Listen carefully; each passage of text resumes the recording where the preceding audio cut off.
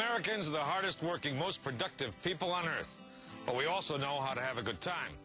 Our sports and recreation industry is booming with factories cranking out toys, sportswear, and athletic equipment almost around the clock. Apparently, we like to relax by playing as hard as we work. Heads up! That's what this episode is all about. Wait till you see how dedicated these factory workers are to their products we like to play with.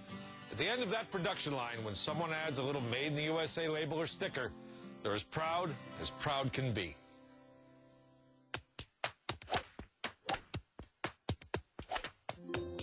A good walk ruined. That's how Mark Twain described golf a century ago, and with good reason. By then, golfers had been driven insane by that little ball for almost 400 years. The rules of golf have changed little since Scotsmen were whacking pebbles around sand dunes.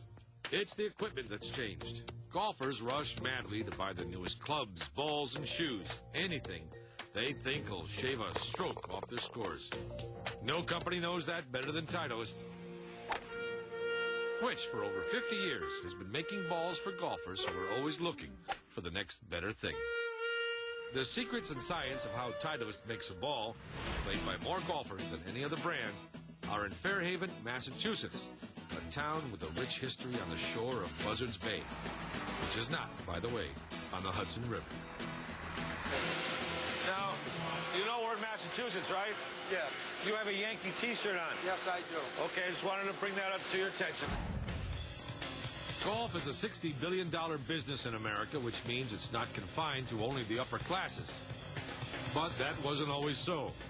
Not till the expansion of U.S. manufacturing 100 years ago did average people have the money and time to hit golf balls. Unless you've seen this before, get ready to be astounded by how astoundingly complex a golf ball is. Recognize this stuff? It's the heart of every Titleist ball. Bill Fry, Senior Director of Golf Ball Manufacturing, leads the Titleist tour. John, this is where we take the best. I'm sorry to interrupt her, but I can tell what this is. This is a great tapping machine. A great tapping machine. This is where you make the great tapping on the golfers. Now, this is actually the center for a Pro V1 golf ball. One of the hottest balls. Yeah, this is the center. This is what really is the engine under the hood of our golf balls. This is one souped-up golf ball. They weren't always, though. 300 years ago, golf balls were wood. Then came chicken feather stuffed leather sacks. But like chickens, they wouldn't fly either. In time, golf balls evolved into wound rubber structures with liquid cores. Today, our best balls, like the Titleist Pro V1 and Pro V1X, are a blend of modern synthetics and rubber. It seems somehow fitting that Titleist was founded after a horrible round of golf. Phil Young complained to his playing partner, who was also his dentist, that all those triple bogeys were the ball's fault, not his. Skeptical, the dentist x-rayed the ball and found that its core was off-center. That was 1935. No Titleist since has been off-center. Back at the plant, the processed rubber has to be offloaded and transported to the next step in the process. Each piece weighs between 30 and 40 pounds. That's child's play for Corey and Isaac. An extruding machine compresses and cuts the sheets into cork-shaped pieces that are then melted into spheres. These are the cores. They're washed and taken to ball assembly. Sandwiched between ball cups, they're now welded together and baked into sheets. Next, the balls are knocked out of the matrices and sent to buffing to have any excess plastic removed.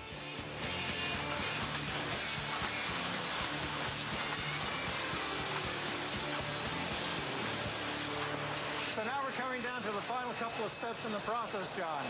We're going to go first to our pad printing area, and that's where we put the Titleist name on the golf ball. Do you have somebody check the spelling every now and then? We have a lot of engineers that know how to spell here. How many balls a minute do you make? Well, we make 750,000 balls a day through this plant. Wait a minute, so that'd be... How many minutes in an hour? 60 That'd be minutes? about 500 balls a minute. Hey, you're good. That's great. Yeah, I went to Catholic school. Is that what it is? The nuns on the hair? Yeah. Up they go to the finishing station. So this is kind of like the Titleist called Victory Dance here. Well, you can call it, John, but actually what's happening here we're painting the balls. Each of our balls gets a real thin coating, a primer, and then a final urethane clear coat to make it very tough and durable, to keep that Titleist name on that ball for a long, long time. A machine uses UV rays to detect imperfections in the paint because they're against the rules. No mulligans here.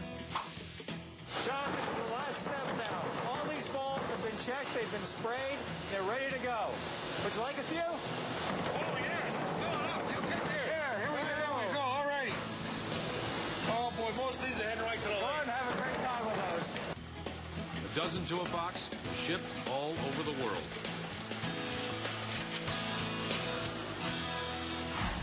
Now it was time to introduce these new balls to some golf clubs. This is Manchester Lane, Titleist's testing facility.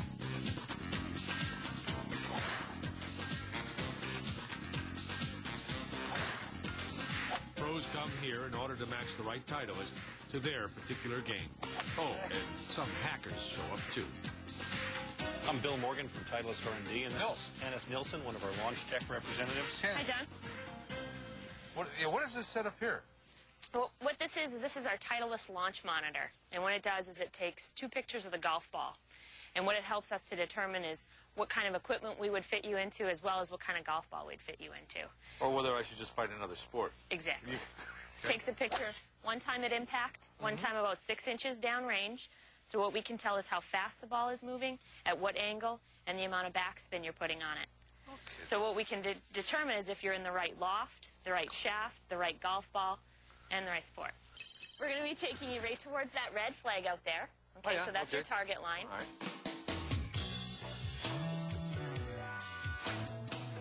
And you can swing away when you're ready. Good shot. Thanks. All right, John, come take a look at your numbers. As you can see, they've kind of popped right back up on the screen here for us. That's fast. Exactly. After analyzing the number, Hannes suggests a few Titleist balls that match the golfer's swing. We've come up with some pretty good options that may be harder compression, stay a little straighter, but they're also giving you some pretty good feel. And that's why we've lined up a couple other golf balls in front here that maybe we can have you hit. See if we see any different numbers, see if they feel any different for you.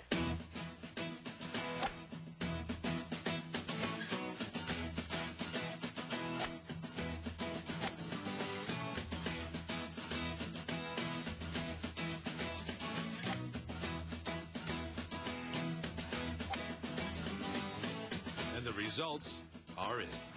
Folks at Titleist have given me a Pro V1 to try out here before I hit the road back through New England. Let's set it up and let's see if this ball actually does make a difference to my drive.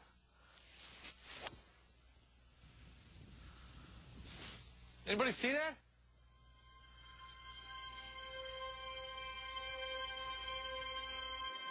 This is NORAD air traffic. We have an unidentified flying object in the skies. I repeat, we are tracking a UFO.